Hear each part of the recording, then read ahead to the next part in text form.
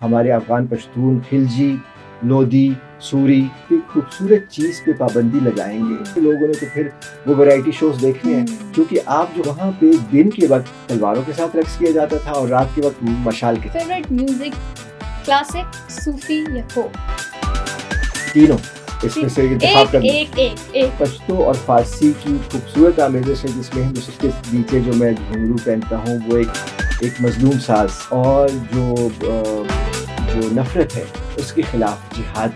आपका नाम काफ़ी यूनिक है, इसके बारे में मैं जानना चाहूँगी। जी, ये सबा बादा गुज़र पे चमन दिया का, वो चमन के रंगारंग गुलू नवा का।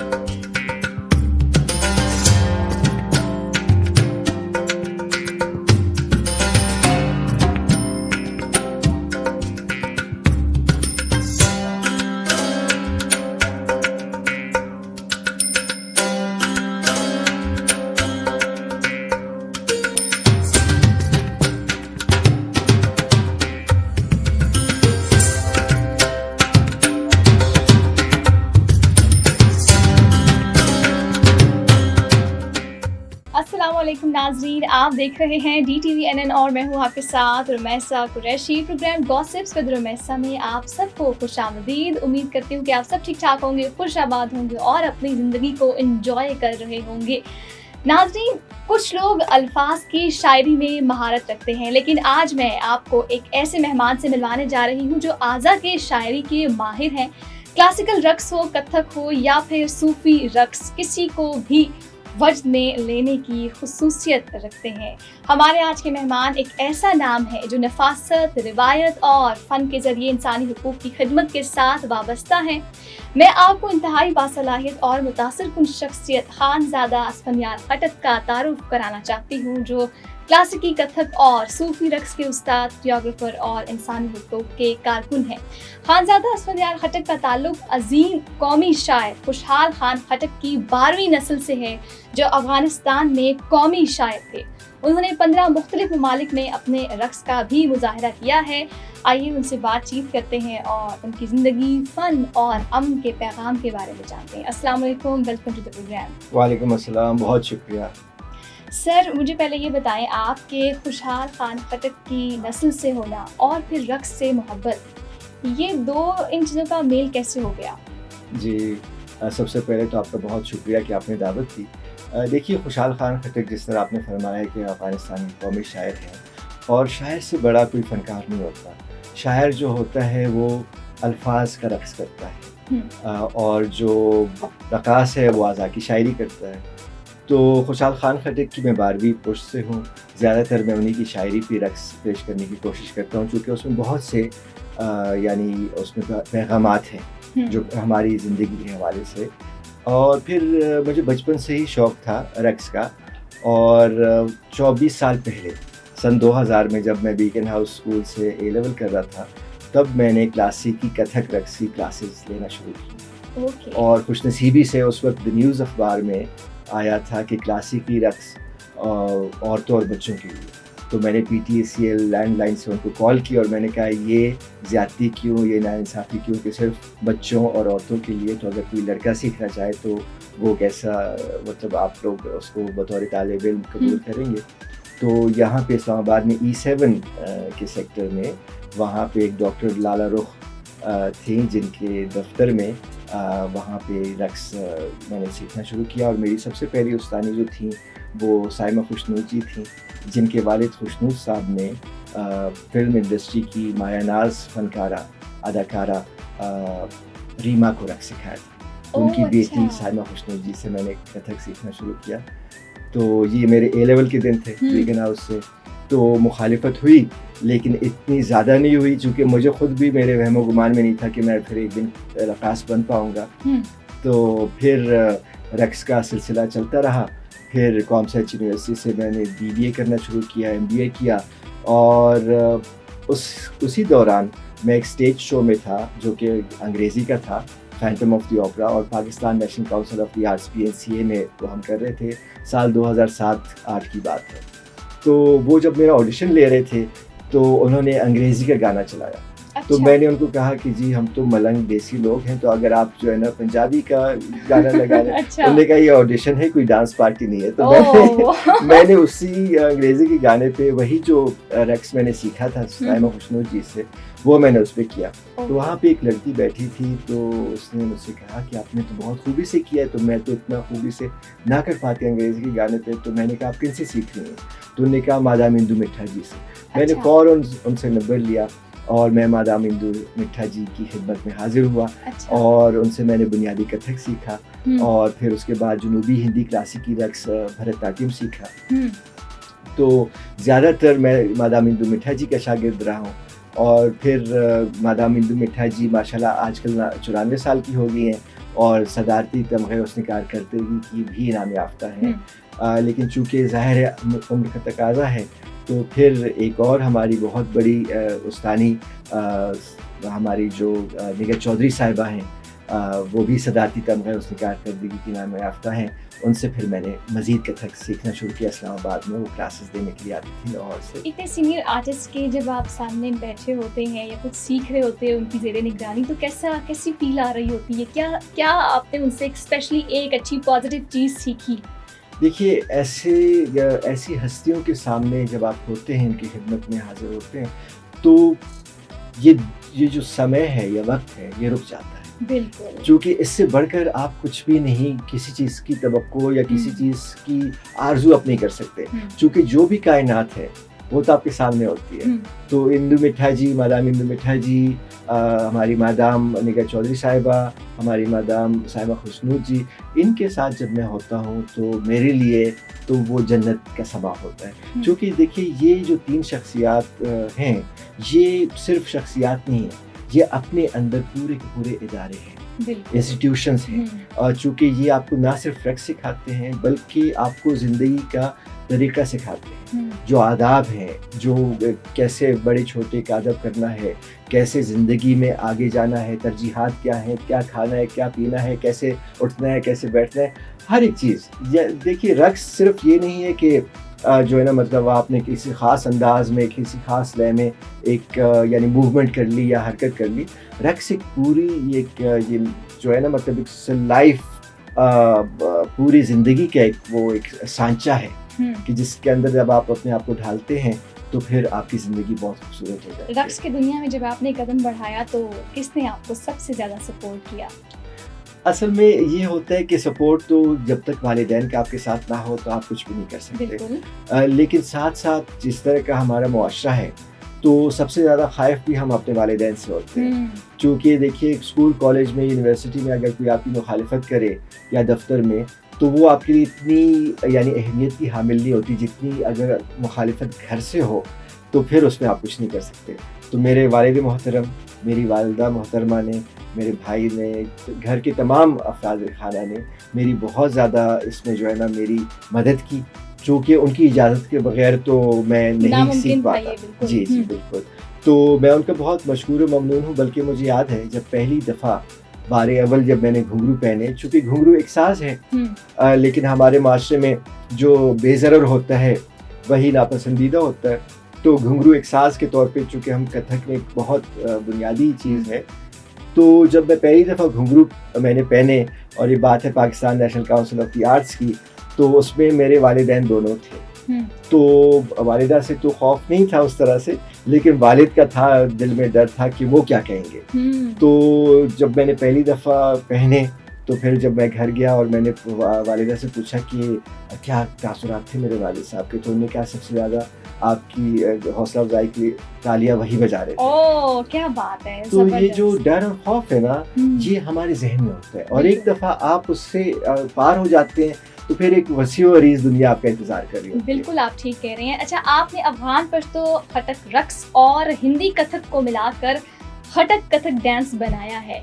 इसका ख़्याल कैसे आया और इसके पीछे की कहानी क्या है? देखिए, चूँकि मैं खुद अफ़गान हूँ, पठान हूँ, पश्तून हूँ और खुशहाल खान खट्टक की 12वीं पुश्त से हूँ, तो ये था कि मैंने कहा क्यों ना ये पश्तूनों की एक मुस्बत शक्ल या एक मुस्बत जो है ना वो लोगों को सॉफ्ट इमेज दिखाया हुँ, जाए दुनिया को। तो फिर साथ-साथ क्लासिकी रक़्स का भी मुझे शौक था। तो मैंने कहा अगर मैं क्लासिकी रक़्स की ही दोहराई करूँ, तो हुँ, मुझ में एक दिल्ली वाले में या मुझ में और एक लखनऊ वाले में क्या फ़र्क होगा? जी। तो फिर मैंने क्लासिकी कथक रक़्स की और हमारे कबायली अफ़गान पश्तून तलवारी रक़्स की मैंने एक आमेज़िश बनाई, जो कि मैं पश्तो की ताल पे करता हूँ, पश्तो के साज़ पे करता हूँ अच्छा। और इसको मैंने मुख्तलिफ़ दुनिया के ममालिक में पेश किया हुँ, और अफ़गानिस्तान में मुझे ख़ास तौर पे मदऊ किया गया सन 2018 में, चूँकि खुशहाल खान खट्टक वहाँ के कौमी शायर हैं, तो मुझे एक शाही मेहमान के तौर पे उन्होंने काबुल बुलाया। क्या अशरफ बात गनी है! साहब की हुकूमत हुँ, थी हुँ, और फिर उसके बाद में शुमाली अफ़गानिस्तान यानी जनूबी तुर्किस्तान भी मैं गया, जो अच्छा। मज़ार शरीफ का इलाका है, जो कि हमारे मौला अली हुँ, अलैहिस्सलाम की आखिरी आरामगाह भी है हुँ, और इसके अलावा जो है वो हमारे मौलाना हज़रत रूमी, मौलाना जलालुद्दीन बल्खी की जाए पैदाइश भी है। क्या बात है! तो देखिए क्या तसव्वुफ़ के साथ क्या खूबसूरत रिश्ता वहाँ पे जुड़ा है। बहुत खूब। जी, जी। अच्छा, अब तक आपने किन-किन ज़बानों पर रक़्स किया है? और आप तो माशाल्लाह काफ़ी ममालिक घूम चुके हैं और पाकिस्तान के कल्चर को, सक़ाफ़त को आपने काफ़ी बड़े पैमाने पर जो है वो नुमाया किया है। तो कौन-कौन से कल्चर्स को अब तक प्रमोट कर चुके हैं और किन-किन ज़बानों पे रक़्स कर चुके हैं? जी, सबसे पहले तो अपनी कौमी ज़बान जो है हमारी बतौर पश्तून तो पश्तो में हाँ, हाँ, जी, ज़ाहिर-सी बात है, जी। डेफ़िनेटली। पश्तो में किया है, फिर पाकिस्तान की कौमी ज़बान उर्दू में, इसके अलावा फ़ारसी में जो हमारी दरी है अफ़गानिस्तान की, फिर बलोची, ब्राहवी, सिंधी, गिलगित बल्तिस्तान, बुरशस्की, शीना बल्ती, पाकिस्तान की जितनी भी कौमी ज़बानें हैं, जितनी भी इलाकाई ज़बानें हैं, उन सब पे मैंने रक़्स किया है और आप देख सकती हैं कि यहाँ पे भी हमारे सिंध के बहुत आला शायर साईं शाह अब्दुल लतीफ़ भिटाई सरकार, उनकी साइम सदाई करी मथे सिंध सुकार, कि साईं ये मेरे खुदा हमेशा मेरे सिंध को सुखी और खुशहाल रखना। क्या बात है, ज़बरदस्त। आई थिंक आप पाकिस्तान के वाहिद और पहले रकास हैं जिन्होंने पाकिस्तान की सकाफ़त को लेकर जो है वो उसको महसूस किया है रक़्स के थ्रू। तो ये तो बड़ा एक मैं कहती हूँ अनोखा एक आर्ट है और काफ़ी मुश्किल आर्ट है। जी, इसको सीखने में कितना वक़्त लगता है? मुझे जी हो गए हैं 24 साल क्या कि जब बात से मैं ये क्लासिकी कथक रक़्स सीख रहा हूँ और मैं तो अभी भी अपने आप को एक अदना सा शागिर्द या तालिब इल्म ही गर्दानता हूँ, चूँकि ये एक बहुत बड़ा समंदर है हुँ, रक़्स का और इसको कभी आप मुकम्मल तौर पे सीख नहीं सकते। लेकिन हर लम्हा, हर मोड़ आप एक नया अंदाज़ सीखते हैं, चूँकि रक़्स हर जगह है। देखिए रक़्स बुनियादी तौर पे हमें देखना ये चाहिए कि रक़्स है क्या? रक़्स एक खूबसूरत हरकत का नाम है। ओके। जब एक आपकी हरकत एक ख़ास अंदाज़ में, एक ख़ास पैराए पे, एक ख़ास लय में, एक ख़ास रफ़्तार पे होती है, तो वो फिर रक़्स का वो उसको हम रक़्स कह सकते हुँ, हैं। लेकिन कायनात का हर ज़रा गर्दिश में है। मौलाना रूमी फरमाते हैं कि कायनात का हर ज़रा गर्दिश में है, रक़्स में है। मौलाना रूमी ये भी फरमाते हैं कि खुदा तक पहुँचने के बहुत से तरीक़े हैं, बहुत से ज़राए हैं, लेकिन मैंने तरीक़ा इख्तियार किया है रक़्स का, मौसीकी का और तबस्सुम का, मुस्कुराहट का। हुँ, तो देखिए खूबसूरती और शाइस्तगी, ये तो खुदा को खुद पसंद है। मैं तो कहता हूँ कि सबसे बड़ा जो फ़नकार है, मुसव्विर, खुदा ताला की 99 सिफ़ात में से एक सिफ़त मुसव्विर की भी है और मुसव्विर का काम होता है खूबसूरती के साथ खेलना, रंगों के साथ खेलना। तो असल फ़नकार तो अर्श पे बैठा है और हम तो सिर्फ़ उसके इश्क में थोड़ा बहुत हिल लेते हैं। तो रक़्स जो है, देखिए अगर मौलाना रूमी के रक़्स पे अगर आप गौर फरमाइए, तो वो तो इतना बड़ा लिबास है कि उसमें तो ना उरियानी हो सकती है, ना फ़हाशी हो सकती है, ना बेहूदगी हो सकती है। और साथ-साथ वो जिस मकसद के लिए है, यानी तसव्वुफ़ के लिए, तो उसमें तो कोई भी ऐसी चीज़ नहीं है जो काबिल-ए-एतराज़ हो। आजकल तो बदकिस्मती से जहालत की वजह से हर एक चीज़ काबिल-ए-एतराज़ बन चुकी है। बिल्कुल। लेकिन रक़्स या मौसीकी किसी भी मज़हब में कहीं से भी नाजायज़ नहीं करार दी गई किसी भी किताब में। और साथ-साथ ये है कि जिस तरह दाऊद अलैहिस्सलाम थे, वो तो खुशअल्हान थे, उनकी तो आवाज़, उनकी मौसीकी, ये तो सारे, चूँकि अगर आप बतौर मुसलमान अक़ीदा रखते हैं तो फिर आप 1 लाख से ज़ायद पैगम्बरों पे भी जी। अक़ीदा रखेंगे। बिल्कुल। तो ये सारे जितने भी पैगम्बरान खुदा आए हैं, ये अपने साथ शाइस्तगी का पैगाम लाए हैं, खूबसूरती का पैगाम जी, लाए जी। हैं। तो रक़्स जो है, अब देखिए ना, क्लासिकी रक़्स क्या है? पहले तो हम ये भी समझ लें कि क्या क्लासिकी रक़्स हमारा है या नहीं है। पहले तो ये है कि हम कौन हैं जो इस खित्ते में हैं, हिंदुस्तान, पाकिस्तान, बरे-सग़ीर पाक व हिंद में जो हम लोग हैं। तो यहाँ पे यकीनन यहाँ के बुनियादी लोग तो हिंदू थे, सनातन धर्म के मानने वाले थे। लेकिन पिछले 1100 साल से मग़रिबी या वस्ती एशियाई लोग बतौर अफ़गान, पश्तून, पठान या तुर्क, मंगोल ये आए। ठीक है, तो बुनियादी तौर पे जो कथक है वो कथा से निकला है। जिस तरह हम उर्दू में भी कहते हैं कथा कहानी सुनाना, यानी स्टोरी टेलिंग, दास्तान गोई है। तो ये दास्तान गो जो लोग थे, ये अपने साथ साज़ बांध के एक गांव से दूसरे गांव, एक गोट से दूसरे गोट जाते थे और अपने अपने इलाके की कहानी सुनाते थे। जिस तरह हमारे आज भी सिंध में मंगलहार हैं। तो ये इतने मशहूर हुए ये जो कथाकार थे कि ये तो बुनियादी तौर पे लोक मौसीकी और लोक रक़्स करते थे। लेकिन फिर बाद में इनको पंडित मंदिर ले गए और वहाँ पे फिर सनातन धर्म की किताबें, गीता, रामायण, उपनिषद, वेद इनको दे दिए गए। तो एक लोक फोक रक़्स से ये धर्म का मजहबी रक़्स बन गया। लेकिन फिर जब 1100 साल से हम लोग आए, तो फिर ये क्या हुआ कि रक़्स बदल गया। चूँकि हिंदुस्तान एक गर्म मुल्क था और अभी भी है, लेकिन उस ज़माने में लड़के धोती पहनते थे, तहमत बांधते थे या गोड पहनते थे, और लड़कियां जो है साड़ी में रक़्स करती थी। लेकिन जब मग़रिबी वस्ती एशियाई लोग आए तो अपने साथ ये वास्कटें, ये यानी वो सदरी आप कह दें, ये लंबे लंबे बाजू वाली कमीज़ें, ये यानी इसको आप कह दें ये अचकन, और ये इसके अलावा जो है ये क्या कहते हैं अंगरखा, और ये पेशबाज और एक घाघरे नुमा कमीज़ें ये लाए। तो ये इससे पहले तो हिंदुस्तान में ये राइज नहीं थी चीज़ें। तो ये जब आई तो रक़्स यकसां बदल गया और ये चक्कर बढ़ गए, 33 चक्कर, 101 चक्कर आपने अक्सर सुना होगा। तो एक और यहाँ पे एक और लफ्ज़ की भी वजाहत कर ले, मुजरा। अब मुजरा क्या है? मुजरा सलामी है। मुजरा सलामी है बादशाह के आगे, नवाब के आगे, खान के आगे। और अब मुजरा बजा लाना यानी सलामी बजा लाना, किसी बादशाह को सलाम करना। आजकल तो मुजरा यानी बेहूदगी और फहाशी के साथ मंसूब है। लेकिन ये चूँकि आरास्ता और पैरास्ता अंदाज में ये दरबारों में रक़्स होते थे, मुग़लिया दरबारों के सामने हमारे अफ़गान पश्तून, खिलजी, लोदी, सूरी, शेरशाह सूरी जिसने ये जरनेली सड़क बनाई बंगाल से लेकर काबुल तक, वो पठान थे। तो ये इनके दरबार में होते थे। तो ये अगर बादशाह के सामने एक रक़्स हो रहा है तो उसमें कहाँ से बेहूदगी आ सकती है और यानी आ सकती है, फहाशी आ सकती है। उसमें अब तब्दीलियाँ लाकर जो है वो इस तरह की फहाशी कर दी गई है। असल में बात यह है ना कि जब आप एक खूबसूरत चीज़ पे पाबंदी लगाएंगे, अगर आप बिरयानी पे पाबंदी लगाएंगे तो लोग ज़ाहिर है समोसा प्लेट की तरफ आएंगे। ठीक है, अगर आप क्लासिकी मौसीकी पे और क्लासिकी रक़्स पे पाबंदी लगाएंगे तो ज़ाहिर है लोगों ने तो फिर वो वैरायटी शोज़ देखने हैं। क्योंकि आप जो खला बना लेते हैं वो खला फिर मनफी चीज़ों से भरती है। जहाँ पे बेफरहंगी आती है, जहाँ पे भी आप अपनी सकाफत से दूर होते हैं, तो वहाँ पे बुनियाद परस्ती, दहशत गर्दी और इंतहा पसंदी पनपती है। और पाकिस्तान का हाल देख लीजिए, चूँकि जब से पाकिस्तान कायम हुआ है, यहाँ पे क्लासिकी मौसीकी या क्लासिकी रक़्स या दीगर भी रक़्सों की कोई पजीराई या कोई उनकी सरपरस्ती नहीं की गई। तो यहाँ पे फिर उसकी खला किसने ले ली है? अब आई थिंक इसका क्लासिकी और ये जो जितने हमारे जो ओल्ड इज गोल्ड वाला जो कॉन्सेप्ट है वो बहुत ही ज़्यादा माइनर हो गया है। क्या वजह है इसकी और हम क्यों नहीं अब इसको प्रमोट कर रहे हैं? जिस तरह से अब हम ये वैरायटी शोज़ को और हिप हॉप को और आइटम नंबर्स को प्रमोट कर रहे हैं, देख रहे हैं, फिल्म्स देखी जाती हैं, लेकिन क्लासिकल चीज़ों को क्यों इतना पीछे छोड़ रहे हैं लोग? असल में हर एक चीज़ के लिए एक सरपरस्त का होना बहुत ज़रूरी है, पेट्रन का होना बहुत ज़रूरी है। जब तक नवाबी रियासतें थीं तो तब तक जिस तरह हमारे नवाब वाजिद अली खान साहब थे, लखनऊ के नवाब, तो वहाँ का रक़्स कथक था।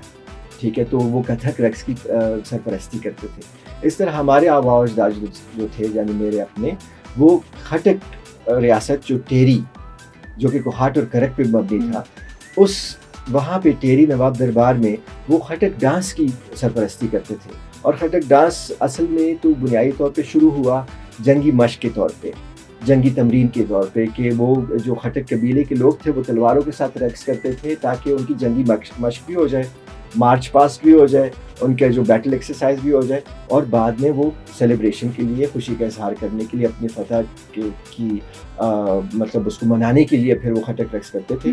तो हमारे दरबारों में जो टेरी का दरबार था, जो कि आजकल करक ज़िले में बानेदाउलशाह तहसील में एक गांव है, तो वहाँ पे दिन के वक्त तलवारों के साथ रक्स किया जाता था और रात के वक्त मशाल के साथ, टॉर्चेस के साथ। तो देखिए, जहाँ तक नवाबी का दौर था तो ये चीज़ें थीं। अब उन सारे तमाम खटक डांसर्स को या रकासों को इनाम और इकराम से नवाजा जाता था। फिर जब पाकिस्तान वजूद में आया और सारी नवाबी रियासतें पाकिस्तान का हिस्सा बन गईं, तो फिर क्या पाकिस्तान ने वो जिम्मेदारी ली कि वो खटक डांस की या दीगर रक्सों की उसने क्या जिम्मेदारी ली? बिल्कुल भी नहीं। तो पिछले 70 सालों में किसी भी रक्स की उस तरह से बाकायदा तौर से सरपरस्ती नहीं की गई। तो जब तक सरपरस्ती ना हो, जब तक पैसा ना आए रकास के पास, वो कब तक बेचारा नाचता रहेगा, या एक मौसीकार कब तक मौसीकी बजाता रहेगा? ऐसा ही है। कुछ जब तक आप हासिल नहीं करते तब तक आपका वो स्पिरिट डेवलप भी नहीं होता है। जी बिल्कुल। यहाँ पर वक्त हुआ चाहता है रैपिड फायर सेगमेंट का। गुफ्तगू तो चलती रहेगी, लेकिन अब यहाँ पर जरा चटपटे सवालात भी कर लेते हैं जी। और शुरू करते हैं फिर। Are you ready? जी जरूर। फेवरेट डांस स्टाइल आपका कौन सा है? हम कह सकते हैं सूफी या फिर कथक? कथक। कथक, ठीक है। ड्रीम परफॉर्मेंस लोकेशन आपकी कौन सी है? ड्रीम परफॉर्मेंस लोकेशन मेरा दिल्ली दरबार, दिल्ली का किला। ठीक है, ज़बरदस्त। अब वहाँ आपने अभी परफॉर्मेंस दी है? वहाँ पे फिलहाल नहीं दी, टाइम्स स्क्वायर में दे दी है अमेरिका में। तो मैंने कहा पुराने दरबार जो हमारा हमेशा से दरबार रहा है दिल्ली, वहाँ पे भी दे। ठीक है। फेवरेट म्यूजिक, क्लासिक, सूफी या फोक? तीनों इसमें से इंतखाब करना। एक। अच्छा, इसमें फिर मेरा इंतखाब होगा लोगरी, जो कि हमारा अफगान क्लासिकी और फोक की आमेजिश है और बहुत ही कदीमी एक साज है हमारा लोगर सूबे से। जी जी। All right. उसमें कौन सी ज़बान इस्तेमाल होती है? उसमें वो असल में पश्तो और फारसी की खूबसूरत आमेजिश है, जिसमें हिंदुस्तानी गानों को भी उन्होंने ऐसे समाया है अपने अंदर कि जो हिंदुस्तानी नहीं लगते, वो अफगानी ही लगते हैं फिर। अच्छा, ठीक है। The next question is relaxation technique कौन सी है अपने आप को रिलैक्स करना चाहें? ट्रैवलिंग करके, योगा करके या फिर रीडिंग करके? रक्स करके। मैंने ये जान के नहीं इसमें ये ऑप्शन डाला, क्योंकि मुझे इसका ऑलरेडी जवाब पता था कि इसमें जाहिर सी बात है, एक आर्टिस्ट तो फिर जब इससे मुंसलिक हो तो यही कहेगा। जी। और योगा भी, योगा जो है ना, काइंड ऑफ जी वो डांस, अगर योगा इन मोशन हम कह दें तो दैट विल बी डांस, क्योंकि योगा की ही मुख्तलिफ वो है स्टाइल्स हैं जो हमारे रक्स में होती हैं। ठीक है। आपका कोई हिडन टैलेंट? हिडन टैलेंट मेरी ज़िंदगी तो एक खुली किताब की तरह है, तो उस तरह से हिडन टैलेंट का तो मुझे नहीं पता कि क्या है। कभी आपने कॉलेज टाइम में, स्कूल टाइम में गाना गाया? गाने तो मैंने गाए हैं बिल्कुल। मतलब आपकी आवाज़ काफ़ी अच्छी होगी फिर तो। बस उस वक्त शायद थी। अभी अच्छी है? अब तो मेरे ख्याल में आवाज़ नहीं अच्छी, शायद अंदाज पे मेरा ज़्यादा वो फोकस आ गया। अच्छा, अगर आपके पास एक सुपर पावर आ जाए तो कौन सी पिक करेंगे? इनविजिबिलिटी, माइंड रीडिंग या फिर time travel? Time travel. Time travel. अच्छा, अब मैं इसकी तरफ आऊँगी कि टाइम ट्रेवल में क्यों आप जाना चाहेंगे? क्योंकि टाइम ट्रैवल में बहुत सी ऐसी खूबसूरत हस्तियां हैं जिनसे मैं मिल नहीं पाया, जिस तरह महाराज कथक साहब हैं जो कि पर्दा फरमा गए हैं, इस तरह हमारे बिरजू महाराज जी हैं जिनसे मैं मिल नहीं पाया चूँकि वहाँ हिंदुस्तान में थे। तो अगर मैं टाइम ट्रैवल में गया तो मैं इन जैसे अजीम असातिज़ा से मिलना चाहूँगा और उनकी खिदमत में हाजिर होना चाहूँगा। ठीक है। अगर आपको एक मौका मिले कि आप पुरानी दुनिया में चले जाएं और एक हिस्टोरिकल आर्टिस्ट के साथ जो है वो रक्स करना चाहें, तो किसका इंतखाब करेंगे? मैं तो बिरजू महाराज जी। अच्छा, बिरजू महाराज जी जो हमारे कथक के बादशाह हैं। ठीक है, ज़बरदस्त। अब तक सबसे चैलेंजिंग आपका परफॉर्मेंस आपकी कौन सी रही है? कोई यादगार लम्हा? परफॉर्मेंसेस तो हमेशा एक तरह से उसकी खूबसूरत आमेज़श होती है, चैलेंज की भी और एक खूबसूरत यानी सूरत हाल की भी। लेकिन मैंने पिछले साल 14 अगस्त के दिन पे दान में मीरान शाह में रक़्स पेश किया था। ओके, तो वो मेरे लिए ज़बरदस्त। बहुत एक यानी एक फ़ैसले का वक़्त था कि वैसे तो मेरी यही मतलब मेरा नस्बुल ऐन या मकसद यही है कि रक़्स हो और हर जगह हो और हमेशा हो। तो जब मुझे वज़ीरिस्तान से ये पेशकश हुई, तो मैंने कहा कि अगर मैं नहीं जाऊँगा तो कोई और नहीं जाएगा। तो वज़ीरिस्तान में जब मैंने रक़्स पेश किया तो वो मेरे लिए एक अहम मरहला था जिससे मैं गुज़र गया। तो उसका मुझे बहुत मज़ा भी आया। क्या बात है, ज़बरदस्त। ऐसे कुछ यादगार लम्हात जब आपकी ज़िंदगी में हो जाते हैं तब आप कभी नहीं भूल सकते हैं और वो हमेशा आपको आगे बढ़ने के लिए काफ़ी मददगार साबित होते हैं। जी, जी। अच्छा, अब मैं जानना चाहूँगी आपके ये लिबास के बारे में, आपके प्रॉप्स के बारे में। मैं भी जानना चाहूँगी, हमारे नाज़रीन भी जानना चाहेंगे। जी, ज़रूर। तो शुरू करते हैं टोपी से। तो ये एक टोपी नुमाइंदगी करती है हमारे चतराल के इलाके की और ख़ास तौर पे गिलगित-बल्तिस्तान की। हुँ। इसके बाद जो ये सदरी है, वास्कट है, ये हमारे हज़ारा शिया जो क्वेटा के बाशिंदे हैं, जिनको आए दिन शहीद कर दिया जाता है, ये उनकी नुमाइंदगी के लिए है। ओके। ये जो मैंने कमीज़ सुर्ख़ रंग की पहनी हुई है, ये हमारे सूबे सिंध की अक्कासी करती है, जो हमारे शाह अब्दुल लतीफ़ मिठाई साईं हैं। तो उनका शेर है, साईं सदाईं करी मथे सिंह सुतार, क्योंकि सिंध का पानी कम से कम तर होता जा रहा है और वहाँ के जो आबी जो जानदार हैं उनको भी बहुत नुकसान हो रहा है और जो बाकी इंसान हैं उनको भी बहुत हो रहा है। फिर नीचे जो मैंने कमीज़ पहनी है वो हमारी अफ़गान पश्तून ख़तक लिबास के तौर पे है, जिनके साथ आए दिन नाइंसाफ़ी हो रही है। नीचे उसके नीचे है पंजाबी लाचा या तहमत या लुंगी या गोड, चूँकि ये पंजाब की सकाफ़त की अक्कासी है। और उसके नीचे जो मैं घुंघरू पहनता हूँ वो एक मज़लूम साज़ की अक्कासी के लिए। नाज़रीन को दिखाइए ना ये। जी, ज़रूर। तो ये जो घुंघरू है ये एक मज़लूम साज़ है बेचारा, जिसकी वजह से कभी कोई मरा नहीं है, कोई शहीद नहीं हुआ, लेकिन फिर भी हम इसको बुरा समझते हैं। वो असल में सोच लोगों की महदूद होती है। तो ये सारी चीज़ें जो मेरे लिबास में हैं ये सब मज़लूमीन की अक्कासी के लिए है। हुँ। चूँकि गिलगित-बल्तिस्तान में उनको मुकम्मल तौर पे हुकूक नहीं हासिल, हज़ारा लोग हम आए दिन शहीद कर रहे हैं, सिंध के साथ पानी के साथ हम लोग ज़्यादती कर रहे हैं, नीचे अफ़गान पश्तून लोगों को हम लोग मार रहे हैं, चाहे अफ़गानिस्तान में हो या बलूचिस्तान या खैबर पख्तूनख्वा में हो। पंजाब ने अपनी सकाफ़त छोड़ दी है, तो लिहाजा मैं उनके लिए लाचा या गोड या धोती या तहमत बांधता हूँ। इस मज़लूम साज़ को भी मैंने अपना लिया है। सुर्ख़ रुमाल प्यार की निशानी है, ठीक है? और ये तलवार जो है ये नाइंसाफ़ी और जो नफ़रत है उसके ख़िलाफ़ जिहाद के लिए है। ये किसी के साथ नाइंसाफ़ी के लिए नहीं है, बल्कि नाइंसाफ़ी के ख़िलाफ़ जंग के लिए है। ये सारी थीम, ये सारे प्रोब्स, ये एक कहानी को डिफ़ाइन कर रही हैं और ये कहानी बहुत खूबसूरत है और इस कहानी को भी हम जानेंगे।